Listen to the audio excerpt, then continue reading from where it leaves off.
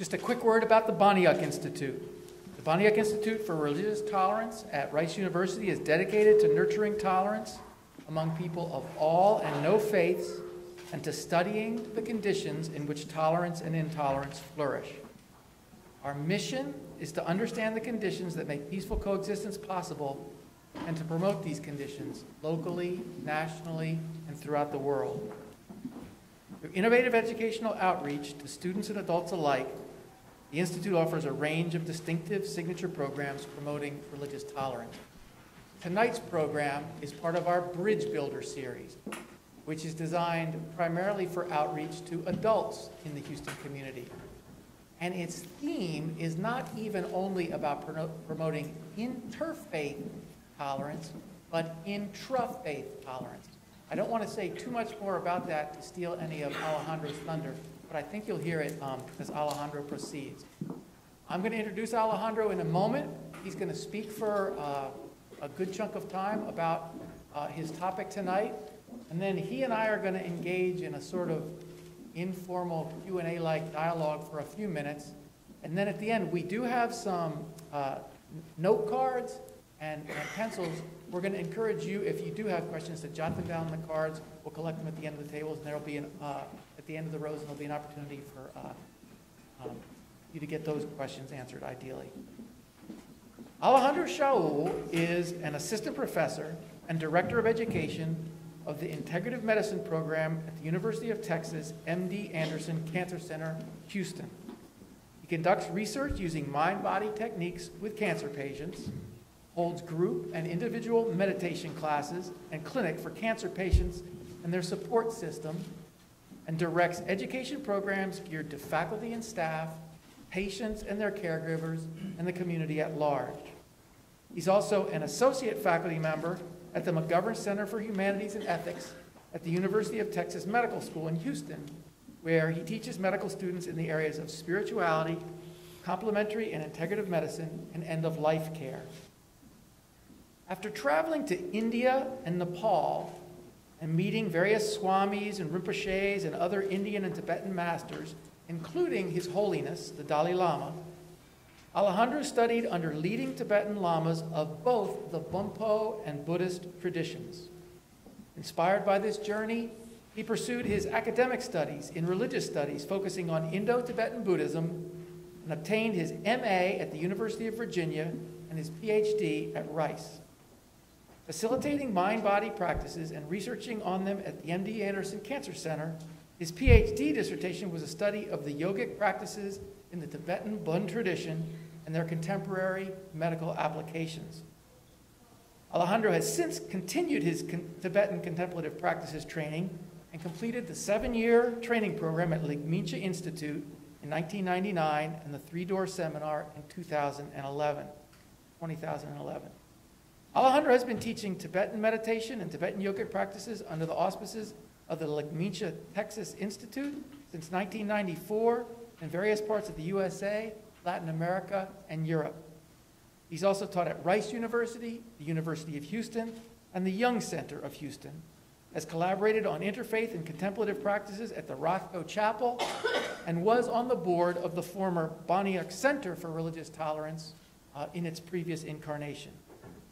He is the author of Chö Practice in the Bon Tradition, which happens to be available for sale at a table last night, from which this talk will be based, and is co-author or author of various articles and book chapters focusing on the role of mind-body practices in integrative cancer care and research, as well as Tibetan meditation and ritual practices. Welcome, Alejandro, and thank you for sharing your work with us on a Tibetan way toward religious understanding tonight.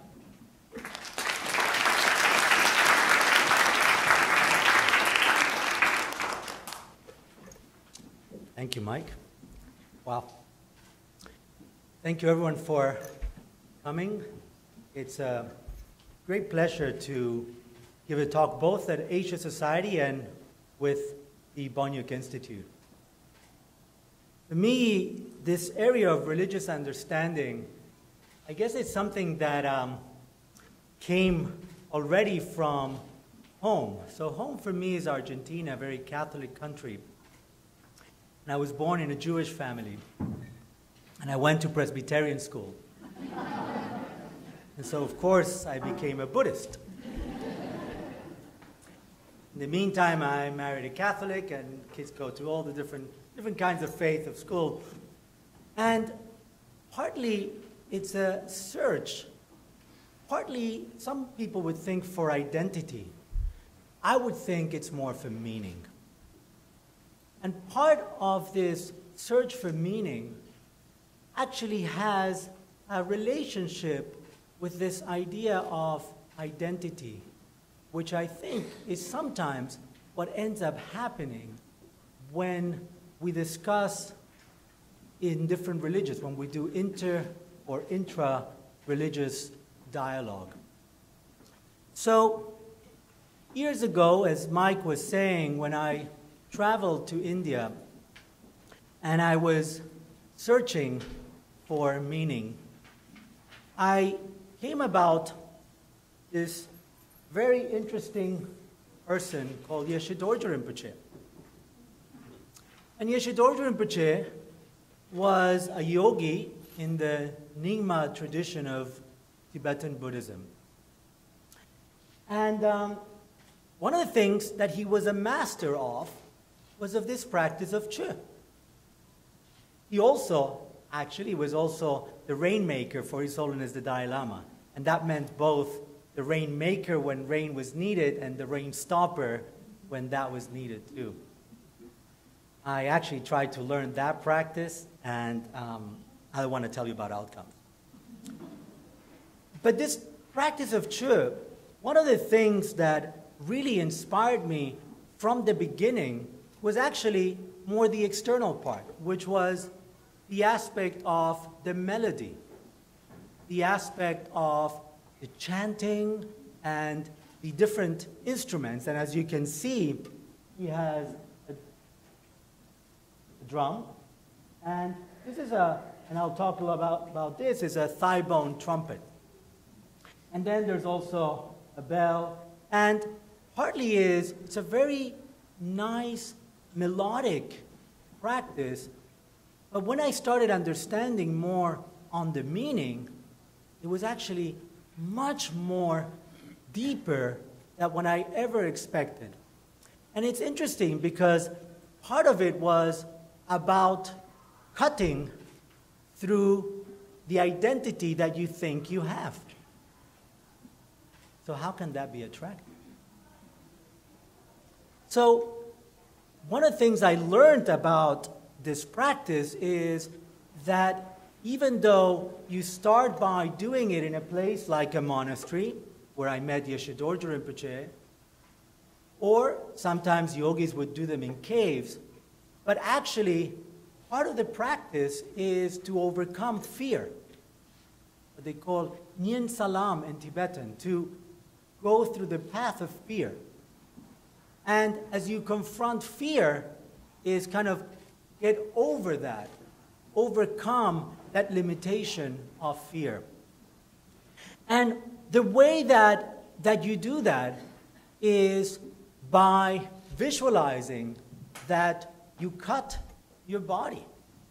Again, I remember when I finally published this book, and this was the photo in the cover, which actually was taken by one of my teachers that I'll mention in a moment, Tenzin Wangyal Rinpoche. My sister told me, that's an awful cover. And partly is, well, she actually almost used this word in Spanish, you know, it's like terrifying. And I said, that's exactly the point. The practice is supposed to terrify, so it connects you to that aspect of fear, because that's one of the aspects that allows you to get into that part of yourself and be defensive. And then, from there, how do you open up? So, the way that Tibetans figure out was that in this practice, what they do is they visualize that they come out of the body, and then whatever is left, that corpse, they chop it. And as they chop it, then they feel that they can cut what they call the kapala, or the top of the head, and that becomes the cauldron for all the pieces of the body to be cooked. So, as that is happening, what you then visualize is that you offer this. This becomes a banquet or a feast. And who are the partakers of the feast? So there's all these different beings that are partakers of the feast. So first of all, of course, the enlightened beings. And so what you do is you visualize that this becomes this nectar that when you offer it to the enlightened beings are very happy that you're able to cut that identity, or what sometimes we call our ego, in that way, and therefore offer it without any attachment, without any limitation. But then also, we offer it to different other beings, to people that we call, or beings that we call protectors, but also to everyone who we feel we have some debt, kind of karmic debt. And so we offer it, and in a way, it's a way of paying our debts.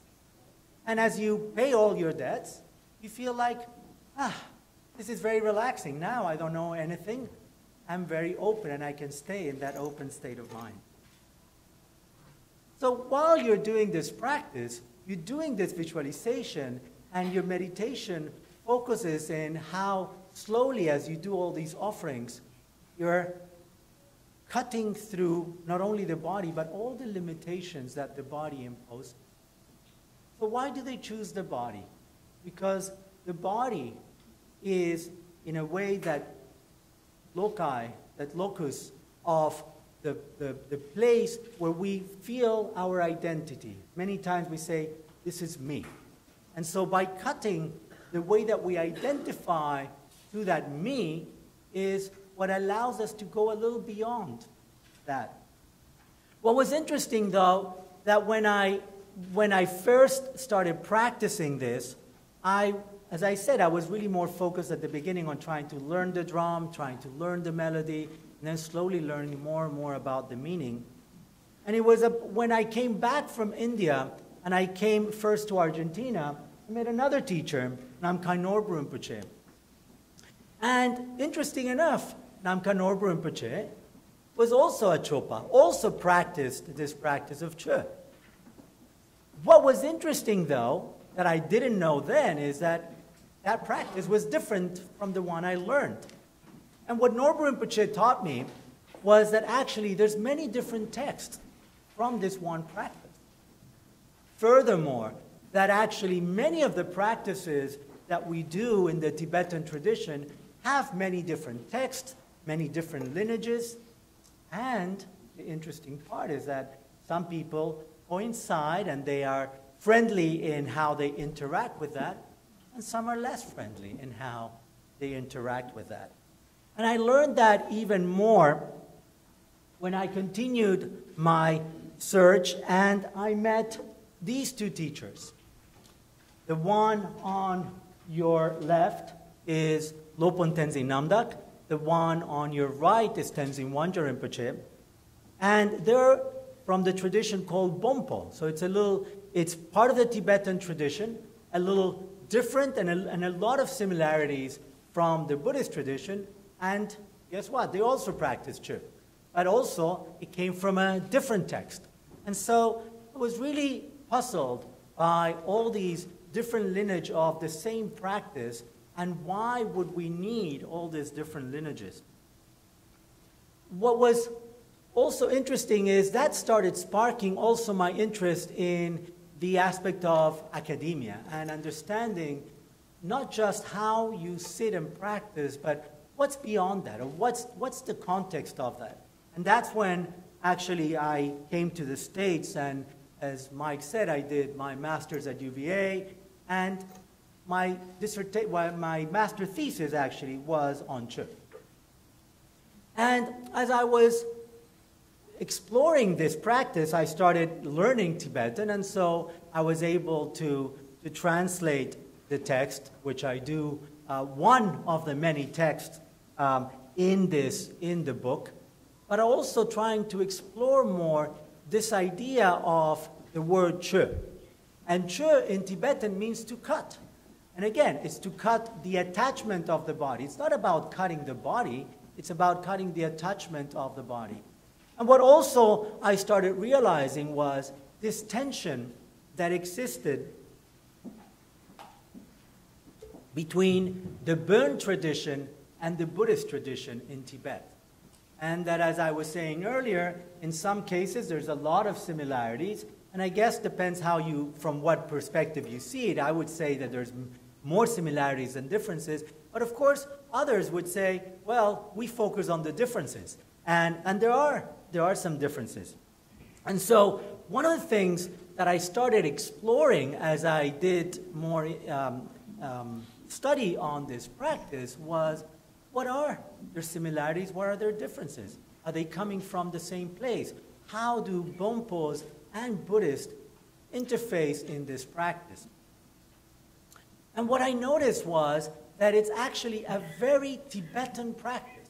So for those who study Indo-Tibetan Buddhism and think of the Buddhism that comes to India into Tibet and that all the practices go in that route, this was actually one that was very native in Tibet. And so it actually had a lot of aspects of the origin of the Burn tradition, which has its origin in Tibet as well. And so exploring that, I was trying to, as I was saying, trying to get what are the similar origins. And although looking and talking to different teachers and looking in different histories, I didn't find what common origin. What was clear was that the different practices were very similar. In all of them, you have the drum and the thigh bone and the bell as external aspects, but more importantly, the internal aspects were pretty much the same. So you would have a meditation, most of the time seated, although there's also a dancing part of the practice, but you had a seated meditation where you focus and you connect internally with yourself and with all your teachers and all the enlightened beings, and then you proceed to do this practice of visualization and chopping up yourself. And both, they call it, there's a white feast and there's a red feast. And in a way, the white feast is this more nectar offering to all enlightened beings and to all those peaceful deities. And we know that some people are more carnivorous, as Lopan Tenzin Namda would say, and those will take the red feast. And so the red feast, actually the text would say, you know, I'm offering my bones and my flesh and my blood. And again, why are we talking about these kind of gruesome practices? Partly is really, as we offer, we're cutting through the attachment that we have to this thing that we're calling the body, and that is really kind of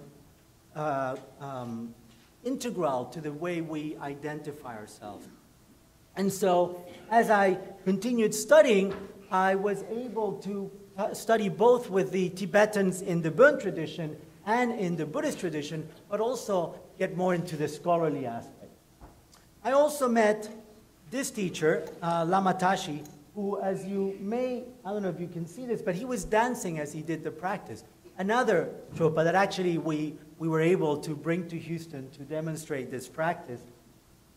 And as I was saying, at the beginning you do this practice in a very peaceful ground, but later you do this practice in a place like a charnel ground. Some people relate this practice with what they call sky burial. And this is a photo of that. So sky burial is a practice that we see also in Persia, but clearly in Tibet, where once someone passes away, you take the corpse to the mountain and let the vultures eat it. And what they do, actually they chop the body first. And they say the most important part is if the whole body is gone, then it means, you know, all the attachments were gone. So there's a lot of relationship with kind of these external practice and the practice of Che. Now, when you do this practice of Che, when you come out of the body to chop the whatever remainder, the corpse, you visualize yourself as being a deity. In this case, It's called Kalzangma. It's a deity. It's a woman. This is the chopper that she uses. And this is the kapala that I was mentioning with that, you know, the body chopped in there. Now, what's interesting, years later, in, what year was that? 2007, I believe. I was, together with a group, together with Tenzin Wangyal Rinpoche, we went to Tibet, and we met with this woman who is supposed to be the reincarnation of that person and of that deity, and she is another very important true practitioner. And here we have her together with Tenzin Wangyal Rinpoche in Tibet. And when they practice together, this is how they're practicing. And this is a group of nuns in that nunnery practicing the true practice within the monastery.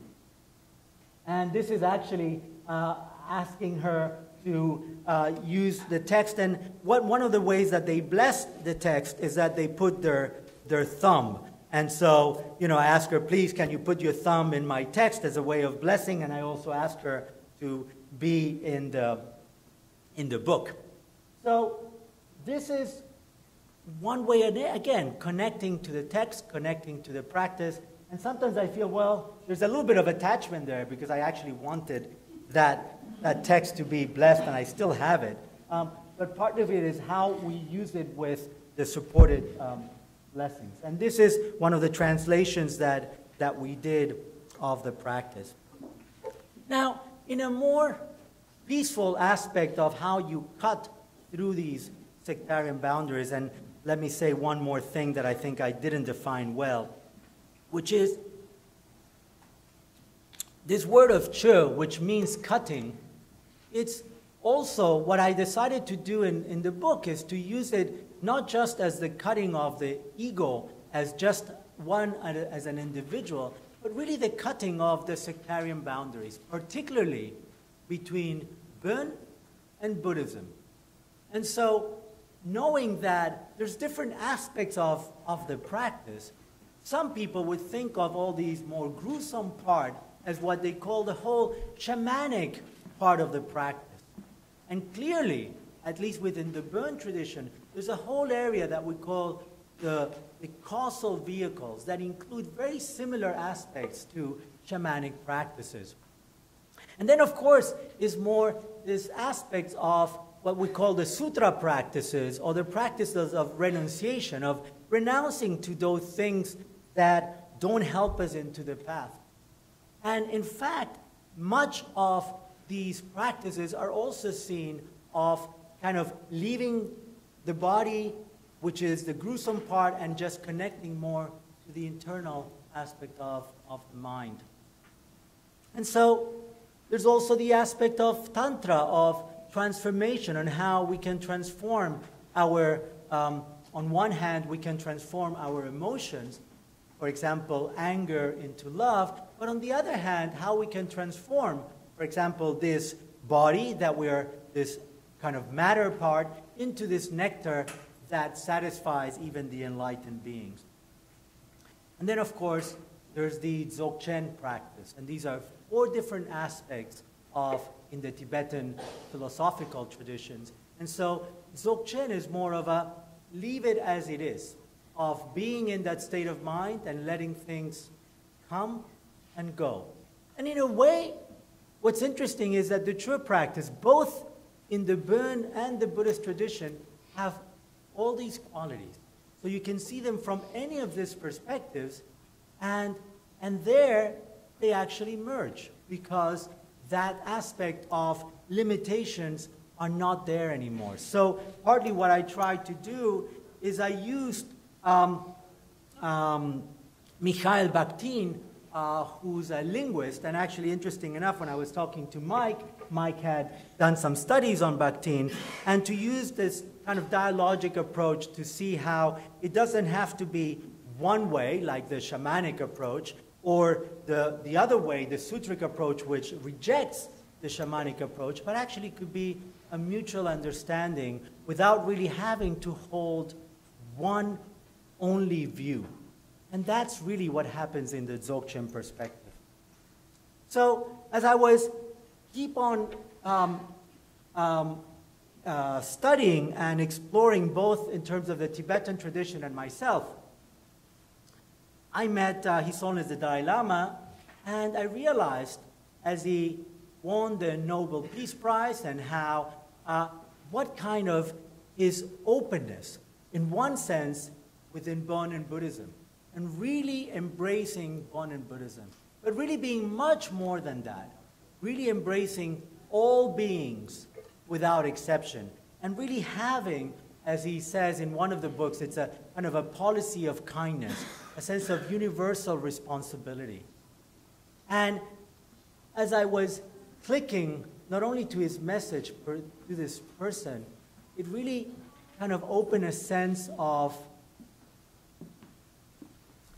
joy, of reverence to his message, and to an understanding of really doesn't matter if I was born Jewish in a Catholic country, or I went to Presbyterian school, or I'm a Buddhist, or I'm a Bonpo. It really doesn't matter, because what's really more important, as he says, is that a good heart is the best religion.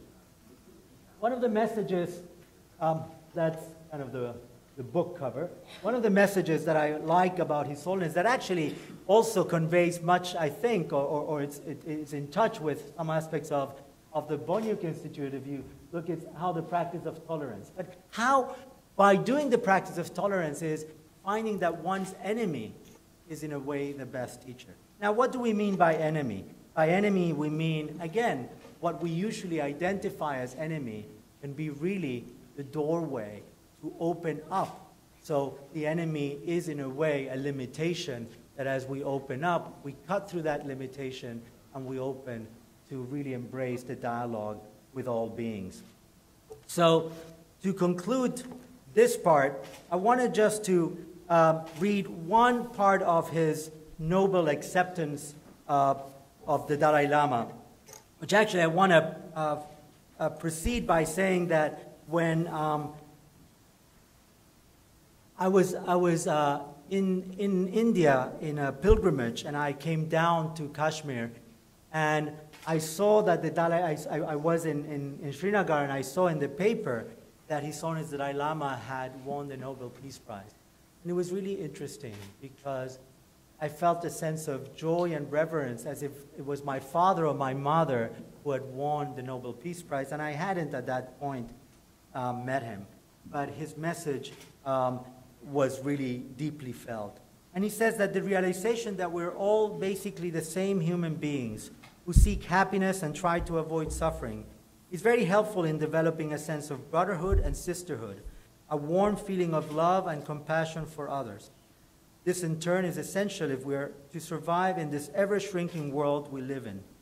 For if each selfishly pursue only what we believe in to be our own interest without caring about the needs of others, we not only may end up harming others, but also ourselves. So as individuals and nations are becoming increasingly interdependent, we have no other choice than develop what I call a sense of universal responsibility, and then understand that we are a truly global family. So I want to end with that, and then maybe move to this part of the talk. Thank you.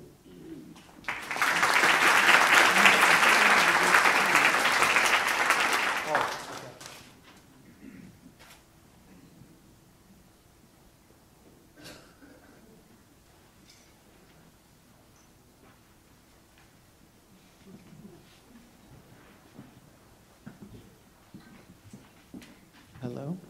Yes, that's live. Hello? I have 2 or 3 thoughts that I would just like to prompt you with and hear a little response from. One is the expression that you quote a scholar in your book describing Bön as an especially funky practice. And I wonder if you could just elaborate on that for a second. What does he or she mean by funky? Yeah. First of all, he was referring to Che. He was referring not to the Bön tradition, but I'm sorry, did I say Bön? Yeah. I meant Che. So this scholar meant, that it is kind of a weird practice. You know, a little bit like my sister when she saw the photo. I mean, externally, it looks like a very weird practice. And it's interesting that a lot of people get fear of that, but others actually get very attracted to that part of the practice, because once they understand the possibility of going and cutting through their own ego, although for some people it doesn't seem like an interesting recipe, it's a very profound practice. So he meant really by funky that it is kind of weird. It's not necessarily appealing if you have a buffet of practices. Is it fair to say that part of the funkiness is it's paradoxical a little bit, in the sense that there is liberation or altruism in doing something which might seem destructive or?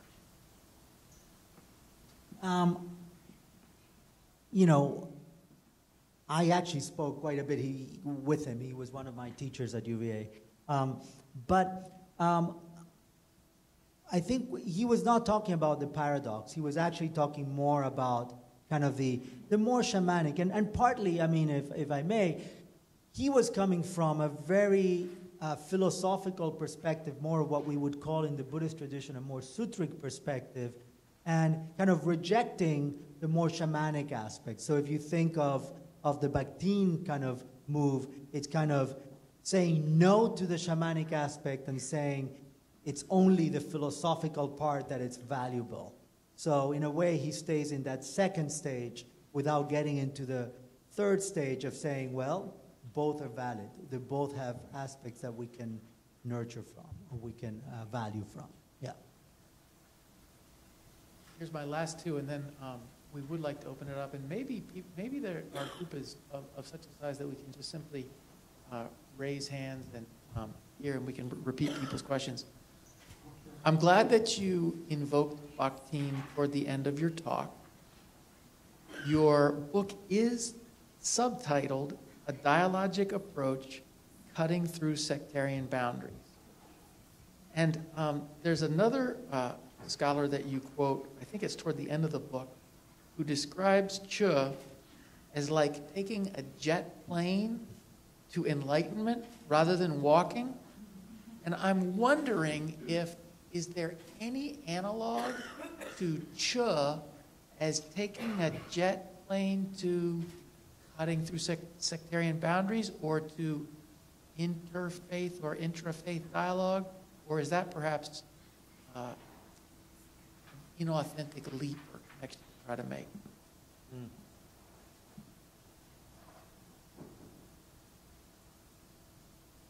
So part of the reason why this was a Tibetan author, Song Rinpoche, who talks about this is a jet plane to enlightenment, is because, again, if you think of the more philosophical approach, it's step by step by step.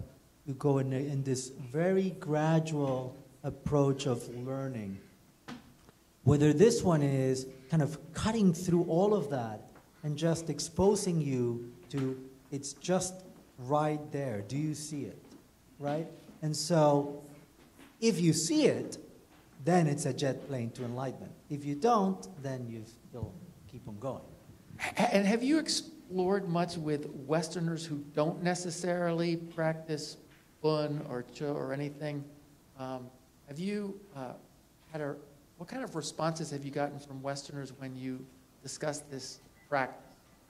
Well, in general, there's kind of two audiences that I usually talk to. One is the more scholars, and one is the practitioners. I actually had, in general, I get very good response from practitioners, especially because most of the practitioners that come when I talk about this is because they are already practicing. And what they find is that it enlightens part of their practice. In a way, maybe it's a shortcut, since they didn't have to do the whole academic part. They could get it in a short book. Of course, My wife would say that it has too many footnotes. So for a lay person, sometimes it's like, it gets a little intricate, and that's why I put them as endnotes, by the way. Now, in terms of the scholars, I think, again, Buddhist scholars find it interesting because there wasn't that much written in this practice, and especially not from the Burn tradition. So in general, I've gotten interesting reviews, including when I go into the kind of like American Academy of Religion, and there's people from other religions. They find it interesting, and some they find it kind of weird that sometimes would actually want to do this practice. So you do have some people saying, well, I'm glad I'm not in that tradition. Let's hear now. I'm curious what questions any audience members might have for Alejandro. I saw a hand go up toward the very back there. Yeah, no, you have a mic? Oh, that's terrific.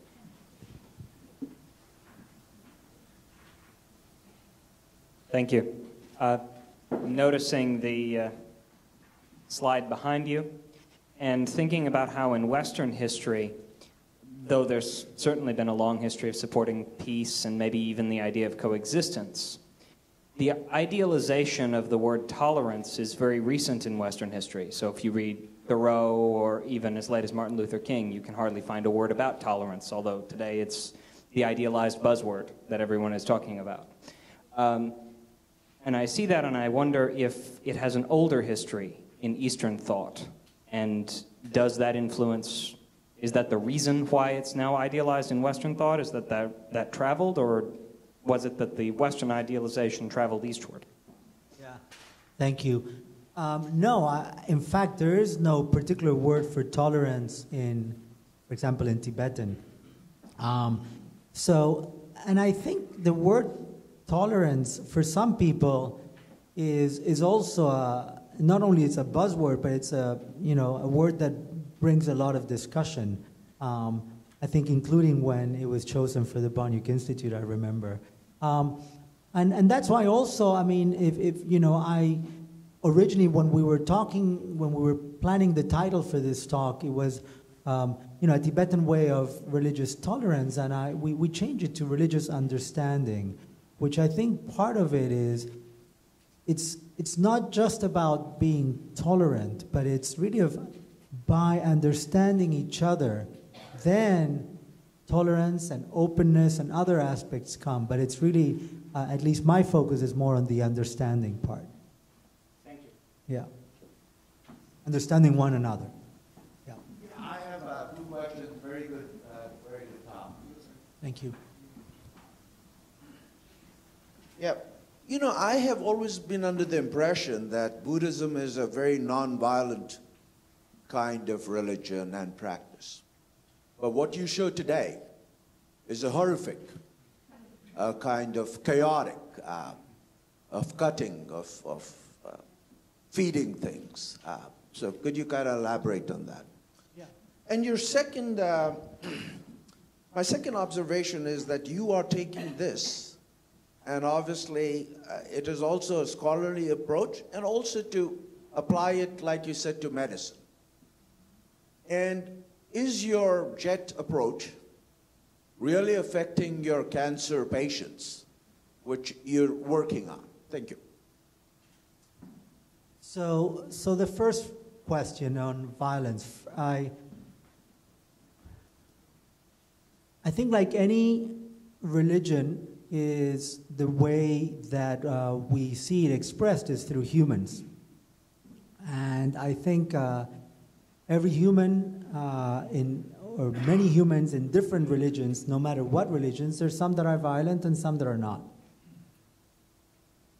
Now, in terms of violence, I remember when I was teaching Buddhism that there was a book that said, in the name of Buddhism, there hasn't been a drop of blood shed. And I always criticize that because that's not true. In the name of Buddhism, there has been blood shed in the same that many other religions, but that doesn't mean that it's Buddhism that is kind of promulgating that. Now, this particular practice, I think it's gruesome, but I don't think it's violent. So it's not, I mean, as I said, this is a visualization of cutting your own body. It's not an actual cutting of your own body. Now, if you're talking about the sky burial, and by then it's a corpse, it's a different story. I just made an allusion of the connection. But in terms of the true practice itself, as I said, it's a visualization, so it's not really violent in itself, and it doesn't promulgate, from my understanding of it, any violence, nor within the individual or its own community or other communities. In terms of your second question, I don't think I mentioned here in this talk what I'm doing, that this relates to my work in medicine.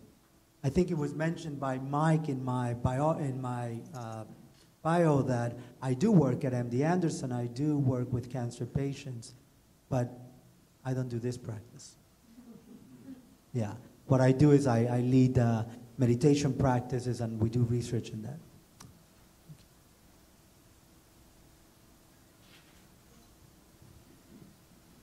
Yeah, I'd just like to ask you, since you say that your background, you come from Catholic, that's mean Christian background, and also Baptist, how you interpret that aspect of religion between the Catholic and the Buddhism? But I also understand that if you read the Bible, Jesus also have peaceful attitude toward others, and Jesus always teach love to humanity. And even when they persecute him, he prayed to forgiveness to those who persecute him. I also learned from my founder of Family Federation for World Peace, Reverend Sun Myung Moon, that we all, like what you say today about the peace, that when you finish your reading about the Dalai Lama. Let me just interrupt for a moment. Let me say, as Elaine Eklund always says, the other director of the, let's try and do one that finishes with a question. Okay. So how can you explain yourself about you being background of Catholic and you study Buddhism? Can you mention about that two different aspects of that belief, or? So I think that all religions actually have a base of peace. So I don't think I ever said that they don't. What I did say is that I was born in a Catholic country, and I was born in a Jewish family, and I'm searching in different religions, and all of them have beautiful practices. Now, what I was looking, as I said, was a search of meaning, and for me, it came more in the Buddhist and the Bon traditions. I want to clarify, it doesn't mean that the others don't have it. It's just that in my individual search, I guess I was dumb enough not to find the keys in those traditions, and I continued searching. So I want to clarify, by no means I think that, in all these other traditions, there's wonderful practice, and there's also the aspect of peace, so I do agree with you in that. Oh, wonderful. Thank you. Yeah. See one down. The previous question was, the second question of it was, how is your teaching of meditation, is it really curing people of cancer at MD Anderson? And hey, I want to respond to that. I started going to MD Anderson at 2005, and I saw the classes, and I signed up for these classes, and I was able to take a one-on-one with Alejandro of him teaching me how to meditate. And I had had so much trouble sleeping at night, and I was so stressed out, and I plotted my progression of my cancer with my stress, and the more stressful I would get, the more my cancer would go up, and then I would get on a project where no more stress and my cancer would come down. Went through a divorce and went sky high. And but he taught me how to meditate like I'd never thought that I could before. And when I would go to sleep, instead of wine or Ambien or special teas, I would just meditate and take 3 breaths. And all I remember was at the end of the 3rd breath, I was waking up the next morning. So I think it really helped me a great deal, this meditation, and pertaining to cancer. And I am in a self-help group, and I try to express to them, how important it is to reduce your stress. And I'm an engineer. I had the charts of whenever my cancer would go up, I would put on a chart what was going on in my life, and it was always stress. And when it was coming down, it was stress reduction. And this is the first time I ever. And in the first breath, when I breathed out, I noticed for how much I had been tense in my muscles, in my face, around my eyes, and all around. And how I didn't realize I was stressed that much, but my muscles were that tight. And then the second time, a lot of relief. Again, not quite as much, but still a lot. And the 3rd time, still. And then there was no 4th time.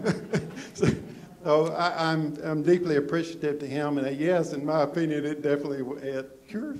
Helps you cure your cancer, because stress is a killer. Thank you. There's a question down here.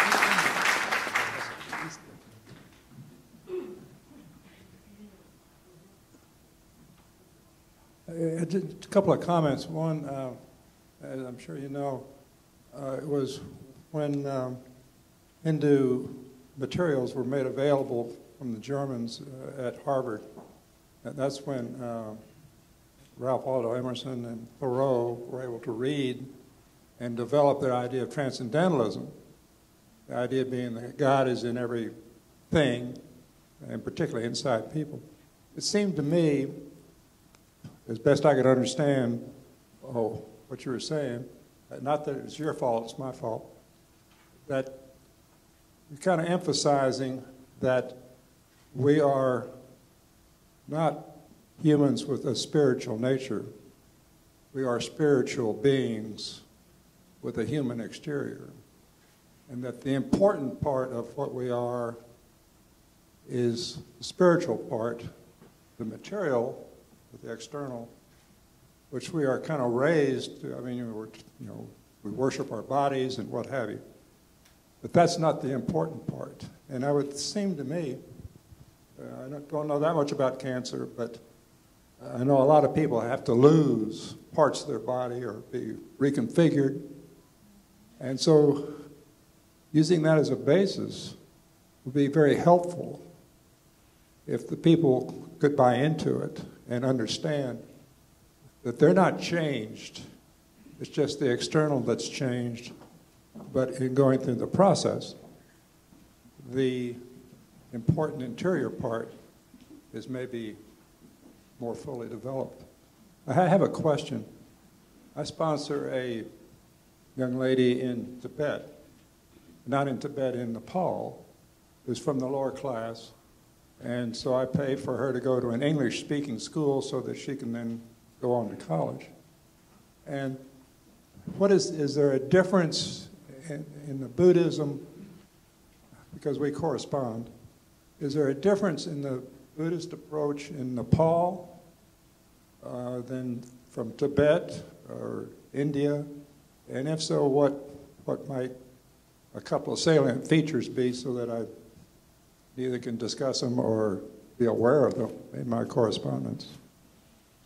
So thank you. I think, let me say a couple things. One is that in the Tibetan tradition, there's many different kinds or methods of meditation.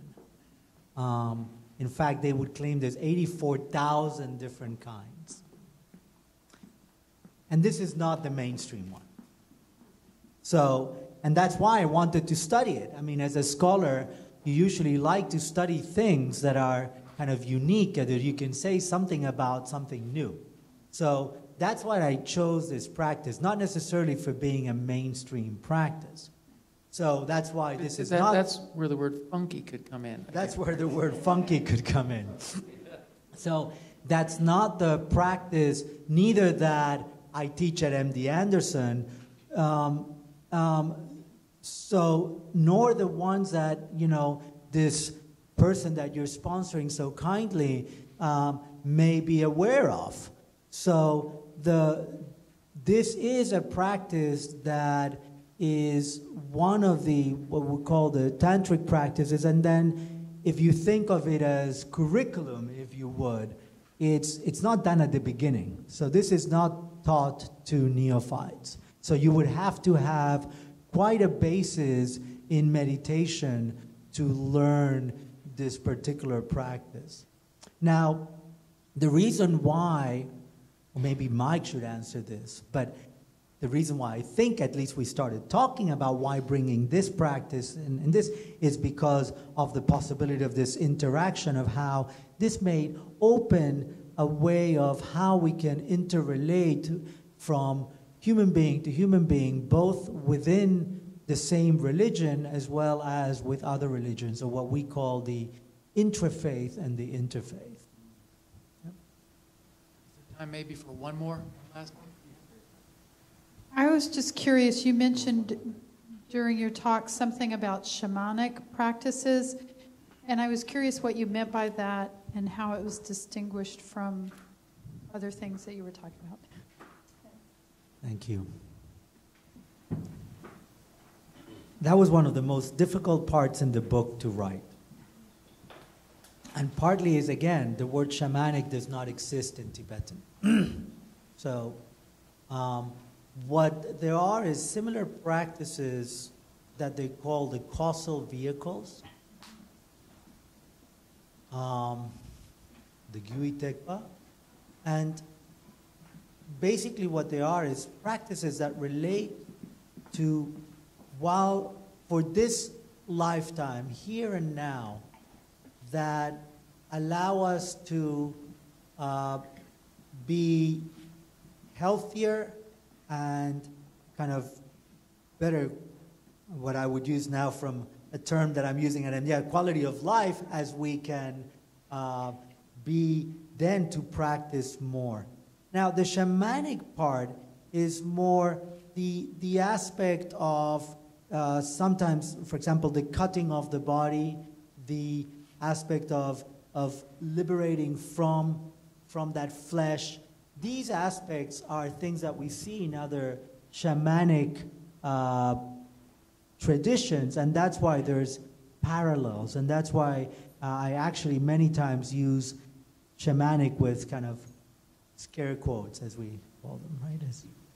So I would be very cautious in how we interpret that, and if you get the book and you go to that part, you'll see how I had to really get dig my teeth in that whole area, and that was one of the parts that my advisor asked me to rewrite a couple of times. So. Well, thank you, Alejandro. Are you willing to stick around a little bit in the lobby or elsewhere, sure, like maybe even sign some books? Sure. Because I know there's a book sales table back there. There are also opportunities, I know, if you would like to sign up to be on either Asia Society Texas Center mailing lists, also Baniak Institute mailing lists. There are pens and cards and all those kind of materials out there.